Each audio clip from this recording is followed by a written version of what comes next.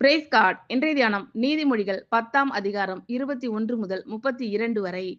நீதிமானுடைய உதடுகள் அநேகரை போஷிக்கும், மூடரோ மதியினத்தினால் மாளுவார்கள். கர்த்தரின் ஆசீர்வாதமே ஐசுவரியத்தை தரும், அதனோடே அவர் வேதனையை கூட்டார்.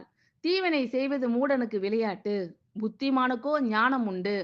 துன்மார்க்கன் பயப்படும் காரியம் அவனுக்கு வந்து நேரிடும், நீதிமான் விரும்புகிற காரியம் அவனுக்கு கொடுக்கப்படும்.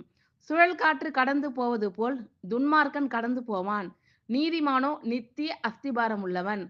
பற்களுக்கு காடியும் கண்களுக்கு புகையும் எப்படி இருக்கிறதோ அப்படியே சோம்பேறியும் தன்னை அனுப்புகிறவர்களுக்கு இருக்கிறான். கர்த்தருக்கு பயப்படுதல் ஆயுசு நாட்களை பெருக பண்ணும், துன்மார்க்கருடைய வருஷங்களோ குறுகி போம். நீதிமான்களின் நம்பிக்கை மகிழ்ச்சியாகும், துன்மார்க்கருடைய அபேட்சையோ அழியும்.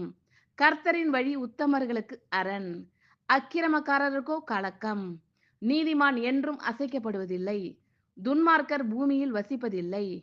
நீதிமானுடைய வாய் ஞானத்தை வெளிப்படுத்தும், மாறுபாடு உள்ள நாவோ அறுப்புண்டு போம். நீதிமான்களுடைய உதடுகள் பிரியமானவைகளை பேச அறியும், துன்மார்க்கருடைய வாயோ மாறுபாடு உள்ளது. ஆமீன். Thank you Lord.